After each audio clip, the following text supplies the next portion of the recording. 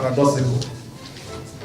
And it has moved to the realm of paradoxical metaphor.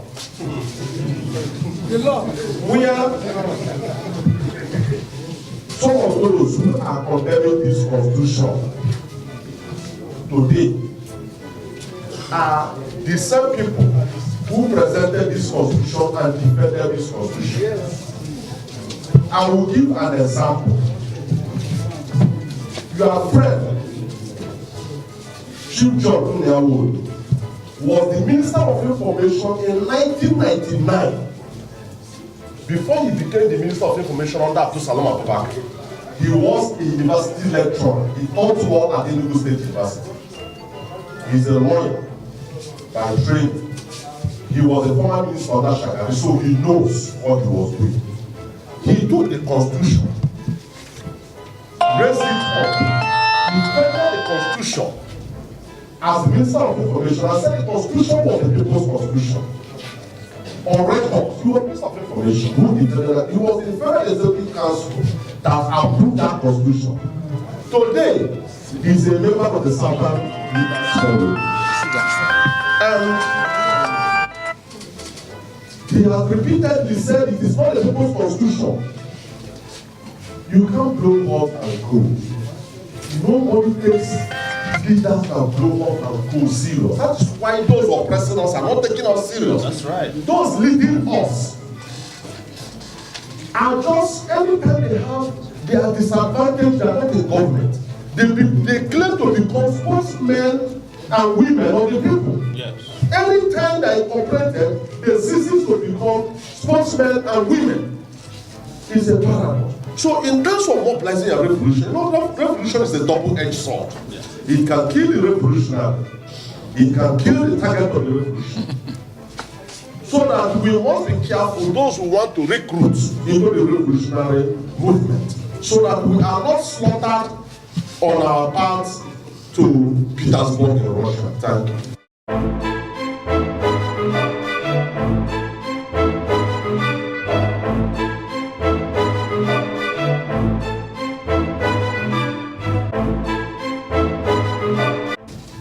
Thank you very much. I want to quickly answer your question, sir, that this is not the time. You have been telling us the same thing since I was born. I was born after the war. When I went to primary school, they said we are leaders of tomorrow. Went to secondary school, leaders of tomorrow. University, leaders of tomorrow. Master's degree, leaders of tomorrow. Even I ran the election last year. They said it's not yet my time. I'm 48 years old. From here, actually was a senator at the age of what, sir? At the age of 43 or so. Yes, I'm 48 years old. And they are saying that we should wait again. Yes, you may want to wait, but we cannot wait any longer. Not one day longer. Because it's our future that is at stake. Regarding you, sir, and the fact that revolution is a double-edged sword, the current situation we are in is a four-edged sword. Anywhere you hold it will kill you. So I would rather go with the double-edged sword than continue to live with the four-edged sword that Nigeria has become today. So don't worry about who will die. Are we not even dead in this country? We are dead alive. You don't know how you can make it home as you are here. Maybe you are flying. How are you sure that even from the airport to your house, a Fulani herdsman, according to them, will not jump out of the bush and shoot you?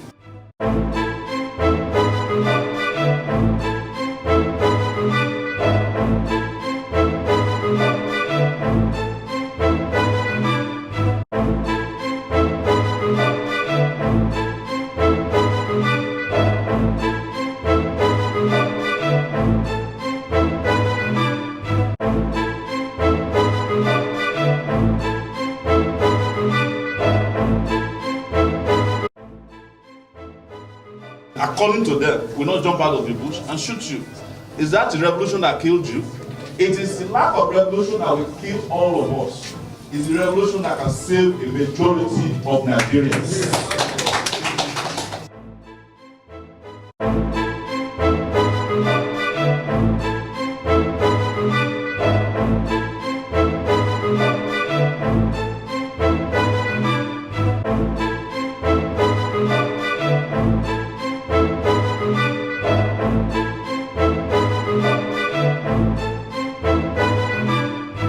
status quo is debilitating, the status quo that we have, and we continue to build on that status quo. So every time you try to step out of line, the weight of the status quo and the people who defend it and the people who, they will either chop you off, rugby tackle, or they will just bring you down.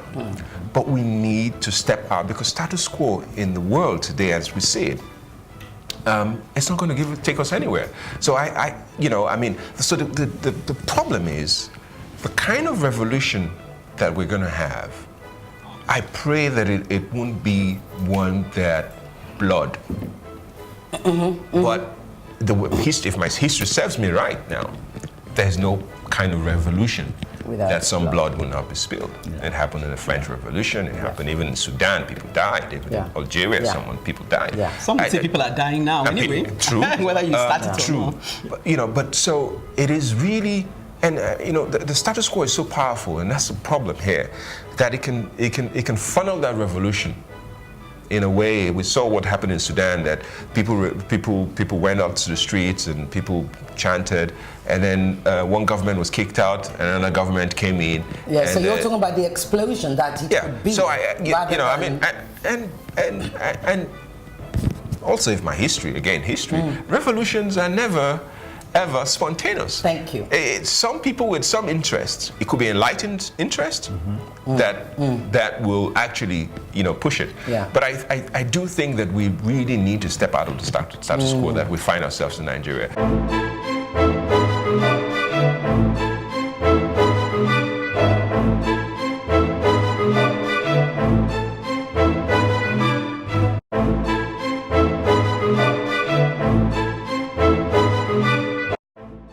In the process of planning revolutions, you need secrecy and all those sorts of things. It's not, you don't just sit down with anybody you meet and start planning how we're going to take over this country, if that's the way we're going to do it. So you make it sound like something else. Never go on. So this country has gotten to a point where even that is a problem, to sit down with a group and plan. There's somehow it will leak. It's this, money will come into it, money will come from outside to squash whatever meetings you're having, if indeed it is not that you're killed. I think